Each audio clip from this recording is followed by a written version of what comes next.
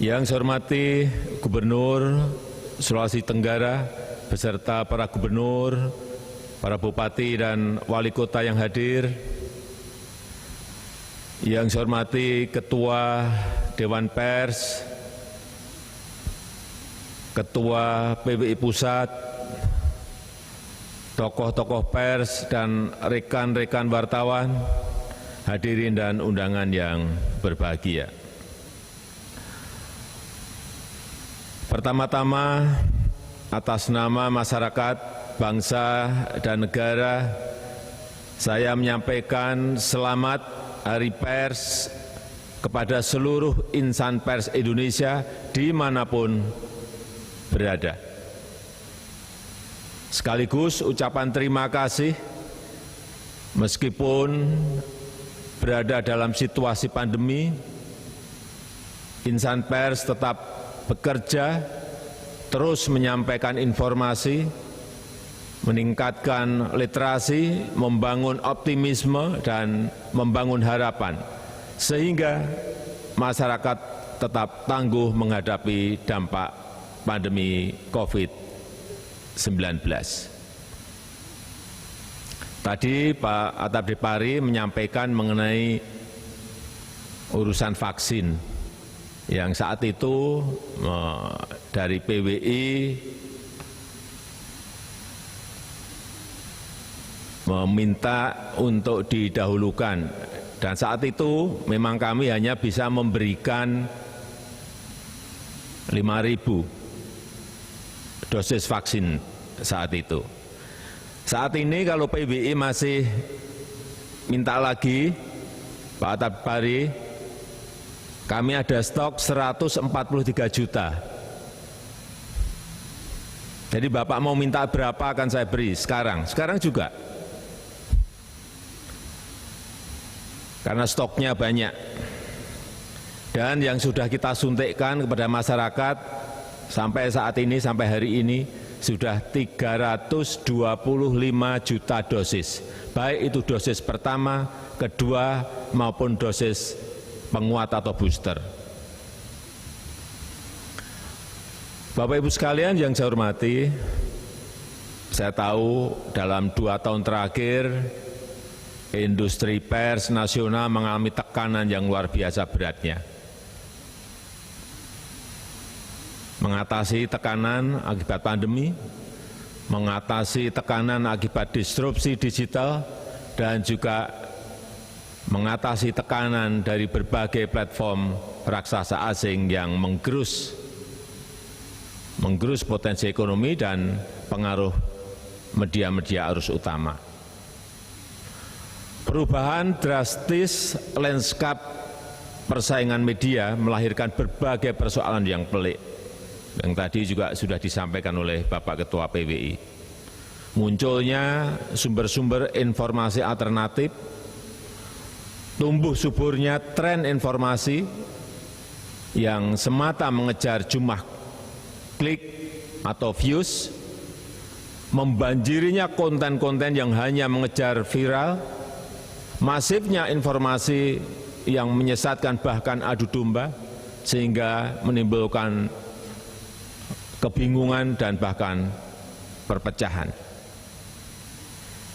Insan pers yang saya banggakan, dalam kondisi yang penuh tekanan ini, media-media mainstream, media-media arus utama harus secepatnya bertransformasi, harus semakin inovatif, meningkatkan teknologi untuk mengakselerasi pertumbuhan yang sehat, membanjiri kanal-kanal dan platform-platform dengan berita-berita baik, mencerdaskan dan mengisi konten-konten yang berkualitas dan menjadikan kepercayaan dan integritas sebagai modal untuk merebut peluang-peluang yang ada. Pers Indonesia harus mampu memperbaiki kelemahan sambil melanjutkan agenda-agenda besar bangsa, menguatkan pijakan untuk melompat lebih tinggi dan mampu berselancar di tengah-tengah perubahan, mempercepat transformasi digital untuk menghasilkan karya-karya jurnalistik berkualitas lebih cepat dan tetap akurat dan tidak terjebak pada sikap pragmatis yang menggerus integritas kita. Ekosistem industri pers harus terus ditata. Iklim kompetisi yang lebih seimbang harus terus diciptakan. Perusahaan platform asing harus ditata, harus diatur agar semakin baik tata kelolanya. Kita perkuat aturan bagi hasil yang adil dan seimbang antara platform global dan lokal. Jadi yang disampaikan oleh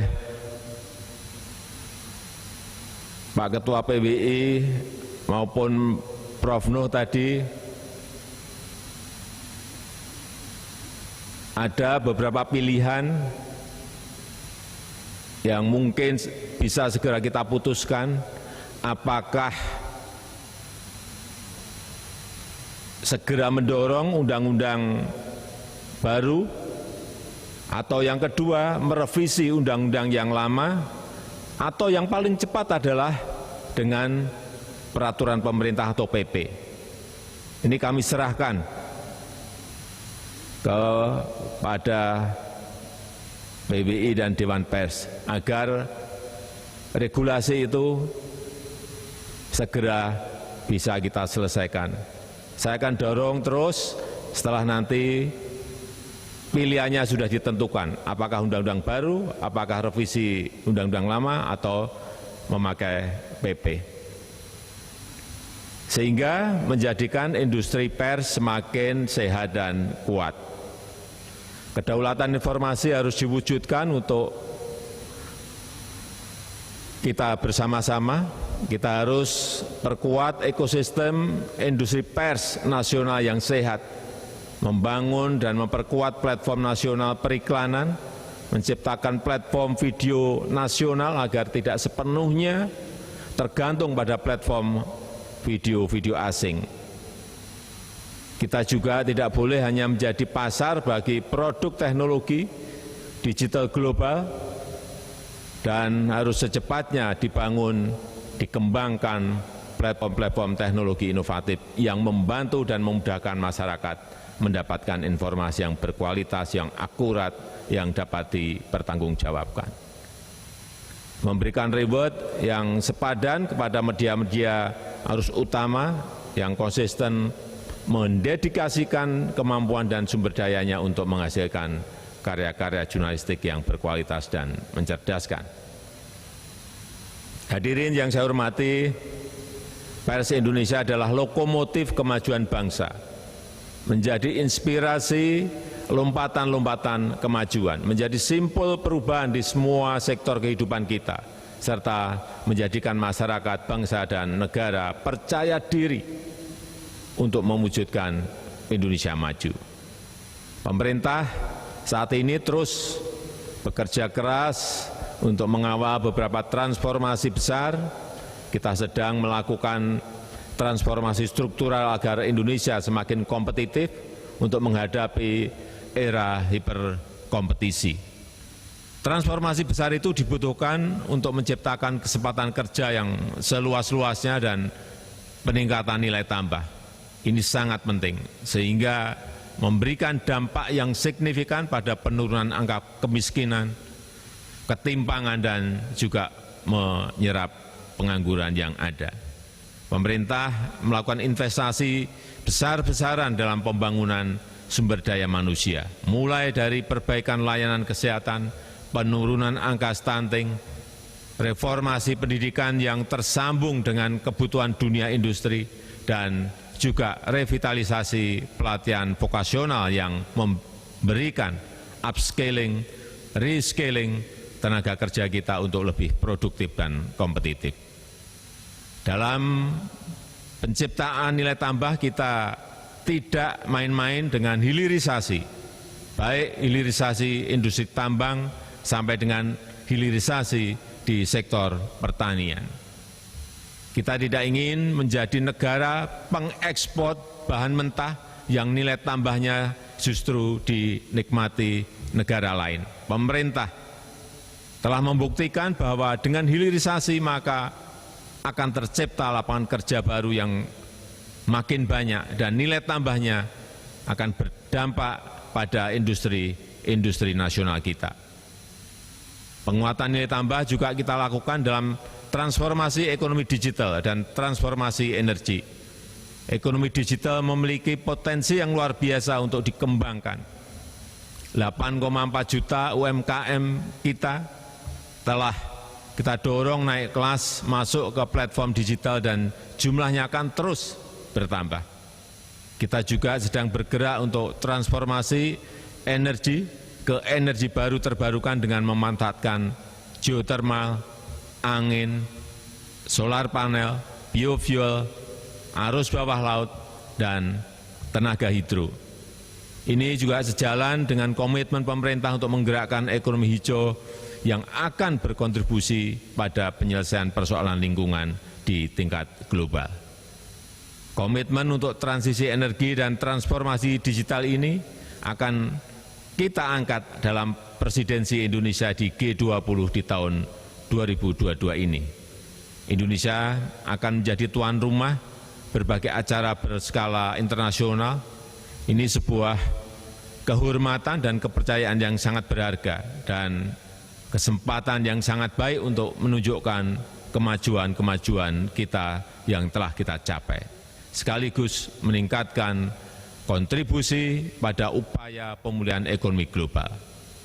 Tahun 2022, saat mata dunia tertuju pada Indonesia, pers punya tugas besar untuk mensukseskan agenda-agenda penting tersebut, memanfaatkan sebaik-baiknya kesempatan berharga yang kita miliki dengan mengabarkan kabar baik dan kabar kebaikan, menunjukkan ketangguhan dan kekuatan kita, kekompakan, persatuan, gotong royong, solidaritas yang menjadi modal penting kita dalam menghadapi pandemi.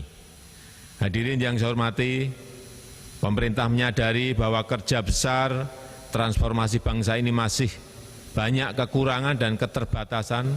Karena itu pemerintah selalu terbuka menerima masukan-masukan dari insan pers agar langkah-langkah besar ini betul-betul bisa tereksekusi dan dijalankan di lapangan, sehingga membawa perubahan dan memberikan kontribusi besar bagi kemajuan Indonesia. Sebagai salah satu negara demokrasi terbesar dunia, kebebasan pers adalah pilar penting kemajuan Indonesia. Kebebasan pers dan perlindungan terhadap profesi wartawan dijamin dalam undang-undang. Kritik, masukan, dan dukungan dari insan pers sangat-sangat penting. Mengingatkan jika ada yang kurang, yang perlu diperbaiki, mendorong yang masih lamban, dan juga mengapresiasi yang sudah berjalan baik, agar seluruh jajaran pemerintah dari pusat sampai ke daerah dan desa bekerja dalam frekuensi yang sama, visi yang sama untuk negara kita, untuk Indonesia maju. Saya rasa itu yang bisa saya sampaikan pada kesempatan yang berbahagia ini. Sekali lagi, selamat Hari Pers Nasional. Terima kasih. Wassalamualaikum warahmatullahi wabarakatuh.